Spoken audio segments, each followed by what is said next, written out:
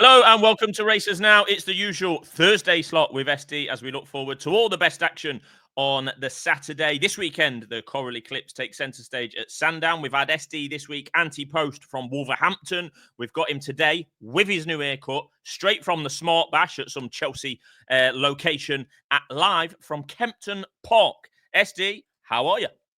Well, I'm very well. I mean, how on earth people drive in London, I don't know. I must apologise for Paul Weller in the background. I do wish he'd pipe down, but we'll muddle on and I'll talk over Paul Weller.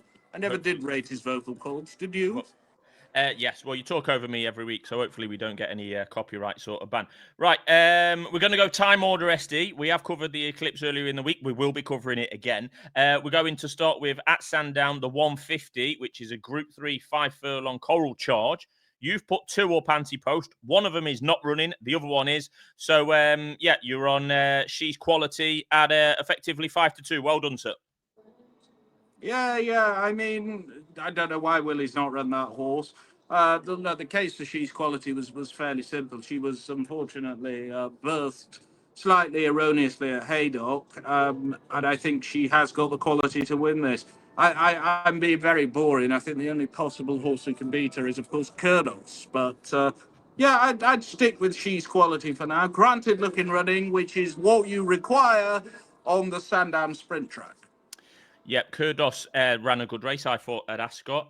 She's Quality, I think, is a fair enough selection. I can't argue with that. I like the way she's come directly here from Haydock. Didn't go to Ascot. The temptation would have been there. Strong chance. I am putting one up, and it's going to be this Queen All-Star each way.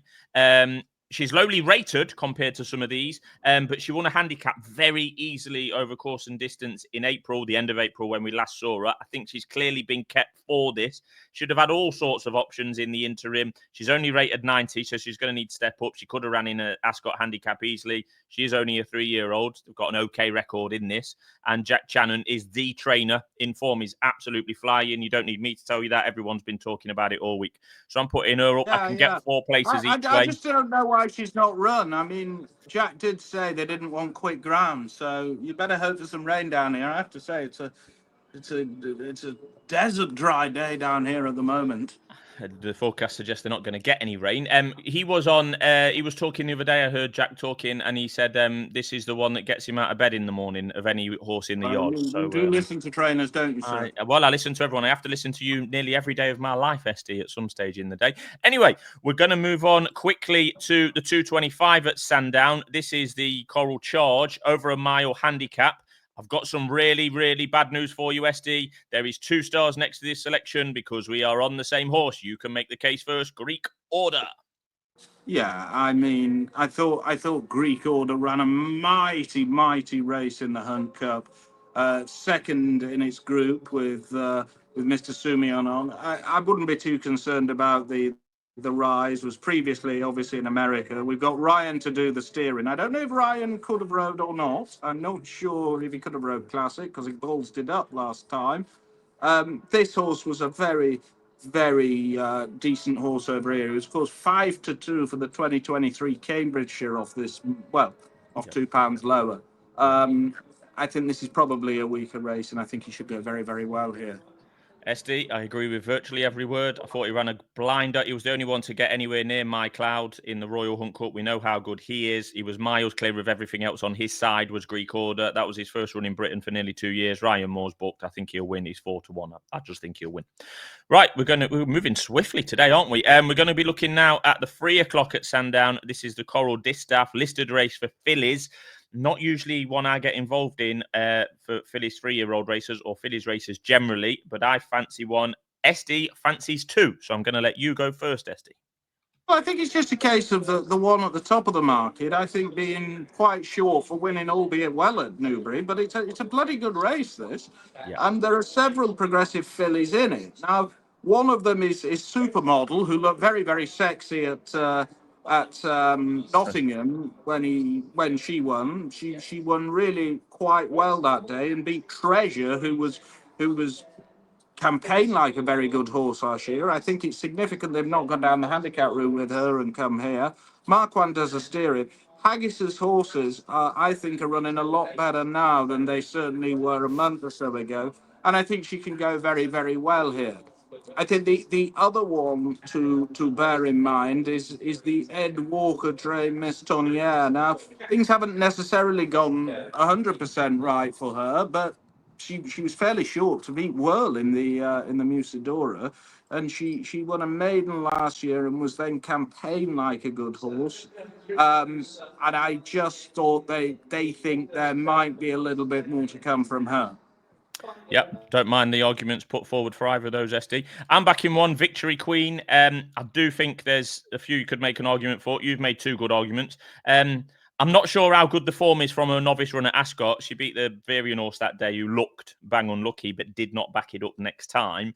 So I'm not sure about the form, but Victory Queen is an unbeaten Godolphin bred, trained by Charlie Appleby, half-sister to Caribus, and rated 89. Yeah, this is not a handicap, but I think that she is interesting. She's going to have to step up clearly, but yeah, I just like that. I like the profile of that one, and I think it's. I think we agree in that the Jolly's too short, and you've got to take her on. Yeah, Jolly's. I would say is definitely too short. Purely on, I know we have mixed feelings and sometimes interchangeable opinions on official ratings, but purely on official ratings, 2-1 in a 9-runner race, and it's 6-1 the rest and bigger. Yes, this is a betting race, not my usual cup of tea. Stab at it, haven't you? Yes, you've got to have a go. Right, on to the main event then, SD. This is the Coral Eclipse. We talked about it in some detail on Monday. There's only 6 been declared. I think there was 11 possibles on Thursday morning. 6 were declared. Al McQuan wants slower ground. Ammott, possibly the same can be said for him. Maybe he's having a rest. Stanhope Gardens, who you put up's not running. I don't know why. That's a bit of a head scratcher to me. What do you make of it as we stand now with just the 6 Well, in I've got to play the race as we stand now, and I think the key point, and we did go into it on Monday, is Ombudsman was ridden very efficiently in the Prince of Wales, wasn't it? Very efficiently. And as a result, he won the race. Now, whether that justifies an official rating of 128, I think is open to question. Yeah. I think he's very, very short here, and I think you've got to take him on. Now, I bat 2 against him. I bat Ruling Court. We're going to have to forget the Ascot run, but for all the world, if you go back to the Guinness, he looked a 10 furlong horse, and I think double figure odds underestimate his chance. You don't like Sosie, I do. I think Sosie wants decent ground. The time of his run in Longchamp, as good as suggested that, beat Sardinian Warrior. I think the form has a bit of substance, even though Johnny G may have a line through Sardinian Warrior vis-a-vis Ombudsman. But nevertheless, it's surely significant that Andre comes over here, and I don't think there's that much around the market principles. I think it's an inflated official rating. I might not like a tit on Saturday, but at a shade of odds on, I'd be against Ombudsman. I think that's a fair angle. I can see where you're coming from there because it was such a standout from Ombudsman. He looked great at Ascot. He did. He looked really good. Can he back it up is the question. 17 days after. Although remember in that Prince of Wales's 13-8 favourite Los Angeles blew up before and during the race. I think he's the rightful favourite Ombudsman for sure, but I can see why people are taking him on. I'm a bit on the fence with him, and it's actually ended up being a no-bet race for me at the moment because, yeah, I think that Ombudsman probably should win. The market suggests that clearly, but there is those couple of question marks. Sosie, I've been against. I mean, it's really difficult to what to make of the French going descriptions. As SD rightly states, you should be looking at the clock. Officially, he's never ran on anything quicker than good to soft. The clock may prove otherwise. Although they're French going descriptions. He pulled early in the dispan when we last saw him. It took an age to quicken up, I thought. That was over 9 furlongs, admittedly. He wants further. Again, he had to work hard and took a while to get to top gear in the Gannet. He was first off the bridle in that. Both Group 1s. He's won them both, so it's hard to argue. He just looks an out-and-out mile and a half horse to me, and he's been running in and winning mile and a quarter races, but that's 2 Group 1s in the bag already this season, so maybe I'm being too harsh. They've targeted this for a long time. The connections must have no concerns over the potential quick ground in July in England. So, yeah, fair play. You might get it. Ruling Court, I think, is the right bet to have, SD. I'll be looking at him in the markets that are not available yet, in the without markets or possibly match bets, because I would definitely back Ruling Court to finish in front of Camille Pizarro and Delacroix.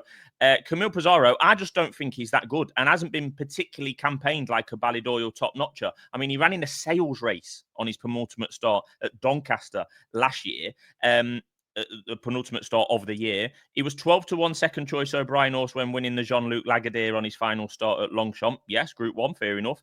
He wouldn't have even been in the top 10 O'Brien 2-year-olds the day before that Longchamp run. He won the French Derby last time with ease, really. So I'm contradicting myself there. Soft ground, crap renewal. Ryan's not even riding him, although Christophe clearly gets on with him as well. Delacroix, I thought he won 2 Mickey Mouse Derby trials in Ireland earlier this year. He bombed out in the Derby when he was 2-1 fav. Didn't stay. I can't really have him. 10 furlongs would be more down his alley, but I can't have him on what he's done this year. Ruling Court, you've made the argument for. Owned by Godolphin, same as Ombudsman. Disappointing in the St. James's Palace. He was miles behind Field of Gold that day, but he was in front of Field of Gold in the 2,000 guineas. He wasn't a Derby horse. He was trained for the Derby. He got pulled out too late. Have they got lost with him? I don't know. This is the right race for him. And hot as hell, he's 33-1 outsider. Just one run this year in the Irish 2000. Needs to take a massive leap forward. In conclusion, it's no bet for this show. I think Ombudsman will probably win, and I'm going to be looking at Ruling Court in either the without markets or the match bets or a bit of both. Sorry for that monologue, SD. Say what a garrulous monologue that was. Yes, thank you.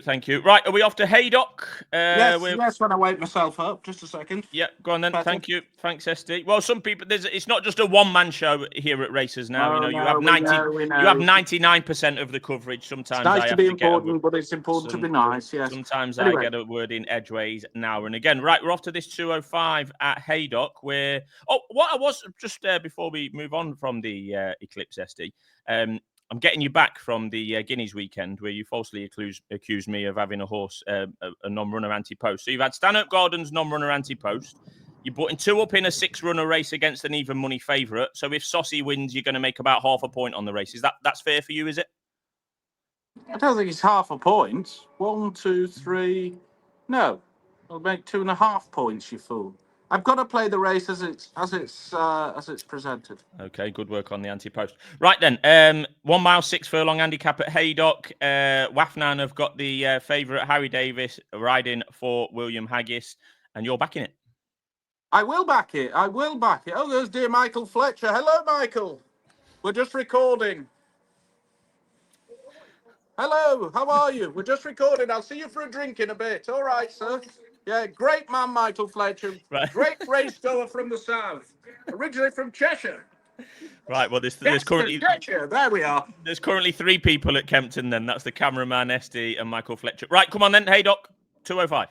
Haydock, 205, yeah. Look, I love William Haggis in these races. I think he's a target trainer for Melrose types and Valiancy. I saw it actually run at Haydock. £2 better off with Polestar. Yeah, he's won 3 of the last 5. He's £2 better off with Polestar. I back him at level weights, to be honest, with Polestar. I think he's just an improving horse. He won an egg and spoon race at Hamilton fairly well. Did have to get shaken up, and clearly is crying out for a step up in trip. The dam was a half sitter to a 2-mile Group 3 winner. I don't think a mark of 80 is beyond him at all. The only concern is Harry Davis doing the steering. I was going to say that. But he should win. Sand, are you a fan of Bonnie Blue, SD? Am I a fan of who? Bonnie Blue. That sex woman. Yeah. Yeah, well, yeah, Bonnie Moon goes in here for Jesse Harrington, bringing one over from. So I wondered if there was any connection there. But any Bonnie Blue fans, Jesse Harrington was not. Trust me. Any Bonnie Blue fans from races now might want to have £1 each way on Bonnie Moon. Anyway, swiftly moving on. Are you having a bet in? You reduced the channel to the gutter. So we're just going to touch on the 240 at Haydock. No bets. This is the Lancashire Oaks. They've got. I am going to put one up actually. This is taking me by surprise. It's great. Look, I will make the case against Estrange now for you. Estrange may win, but there is It's currently pretty quick at Haydock. There is a bit of rain forecast, not a lot. Yeah. The O'Mara horses are operating at a record of 2% in the last 2 weeks. And this horse did bomb out second start last year at Yarmouth and ran awfully. On good to It's, firm. on good to firm ground. Now, that shows you it either didn't go on the ground or there was something else wrong. It also shows you the horse isn't bomb proof by any means. I think Scenic is a solid enough alternative at the prices, and I think she's a bet. I'll have 1 point win on her. I think she won really well last time at York.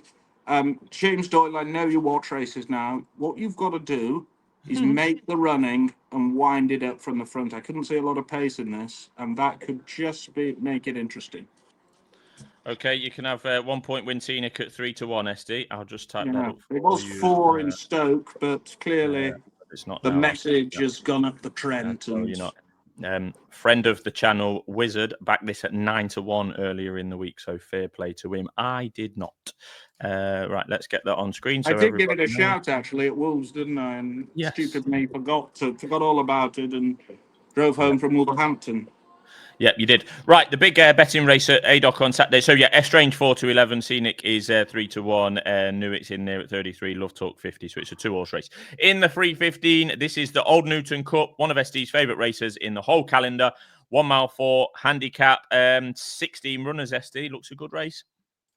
It is. It's a cracking renewal, isn't it? You can make a case for a few of them. This Lowrys passer is absolutely crying out for a step up in trip. Ran a mighty race in another of my favourite races, the Zetland Gold Cup at Redcar. I thought same mark today. I wouldn't have been at all perturbed had the handicap had nudged him up a couple. And I think should go very, very well indeed for Walker. Fancy and the jockey, Moran. do you, SD? Fancy the jockey on that one?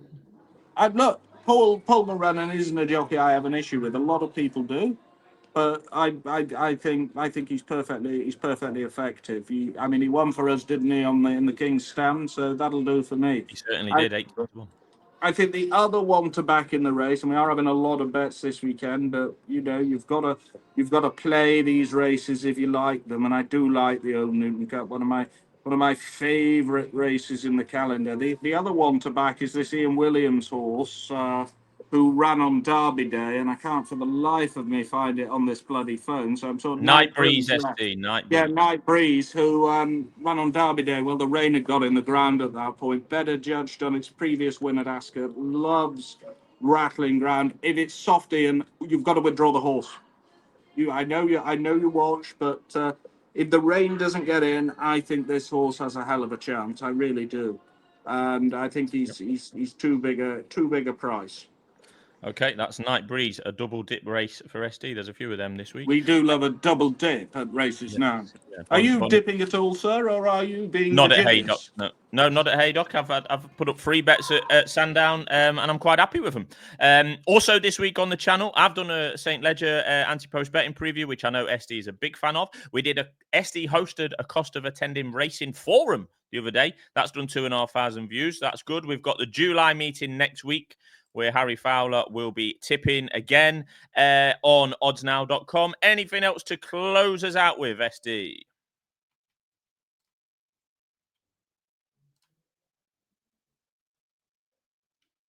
Oh, you're on mute, sir. Not a great end to proceedings with SD on mute. We might have to call it a day there. I was just on a good flow there of closing it off and saying that we've got all lined up for next week. He's shaking his head. He's on mute. I've got no idea what's going on. So thanks for tuning in. All the bets will be in the description as usual. SD showed a good profit last week, a 12-1 winner, a 20-1 place. I'll be hoping to close the gap on him this week. Thanks for tuning in. Cheerio.